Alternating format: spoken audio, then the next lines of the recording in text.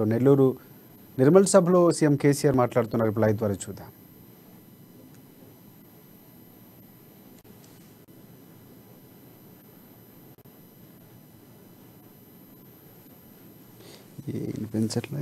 Collector ప్రాంగణాన్ని, పరిపాలనా భవనాన్ని, అదేవిధంగా పోలీస్ అడ్మినిస్ట్రేషన్ బిల్డింగ్, ఎస్పీ ఆఫీస్ని, అద్భుతమైనటువంటి మెడికల్ కళాశాల బిల్డింగ్ని, తెలంగాణలోనే నంబర్ 1 ఉన్నదనిపించే విధంగా ఉన్నటువంటి ఇంటిగ్రేటెడ్ కూరగాయల మార్కెట్ సముదాయాన్ని, ఇతర కార్యక్రమాలను ప్రారంభింపజేసుకున్నందుకు ముందుగా సూర్యాపేట జిల్లా ప్రజలను, ప్రజాప్రతినిధులను అందరినీ కూడా ఈ సందర్భంగా నేను హృదయపూర్వకంగా అభినందిస్తా ఉన్నాను.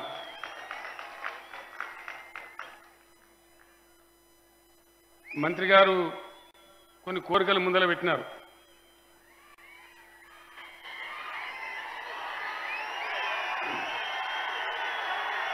చెప్పదాం కదా. కోరికలు ముందర పెట్టినప్పుడు జగదీశ్వర్ రెడ్డి గారికి ఇంత హుషారులని నేను అనుకోలే. మాకు అన్ని ఇచ్చిండ్రు, సూర్యాపేట జిల్లానే ఇచ్చిండ్రు, అన్ని కూడా అయిపోయినాయి, మీరు సభకు వచ్చిపోతే చాలు, ఏం అడగా అని చెప్పాము అక్కడ చెప్పిండు. అంతకుముందు ఏం చెప్పిండు, మొన్న మంత్రివర్గ సమావేశం జరుగుతూ ఉండే, మనం ఇచ్చిన మాట ఏనాడు కూడా తప్పలేదు, ఖచ్చితంగా రైతు రుణమాఫీ చేయాలని కేబినెట్లో వాదించిన మంత్రులలో అగ్రగణ్యుడు మన జగదీశ్వర్ రెడ్డి గారు.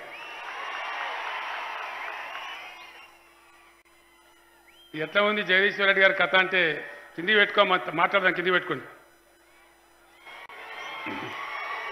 అక్కడ ఒక ఊర్లో జల్దీ పడే చుట్టం వచ్చినట్టు ఒక ఆయన పొద్దున్న లేచి వెళ్ళిపోతుండు. పోవాలి నేను జల్దీ పోవాలంటే ఇంట్లో ఉన్న పెద్దమ్మ చెప్పిందట, బిడ్డ మరి ఇంక అన్నం అయితే కాలేదు, రాత్రికి ఇంత సలిబు ఉన్నది, బుక్కడానికి తినిపో అన్నదట. ఎందుకు పెద్దమ్మ, నేను సలి అన్నం తింటా, ఉడకన్నం అయ్యేదాకా ఉంటానడట. జగదీశ్వర్ రెడ్డి కథ ఆ విధంగా ఉన్నది.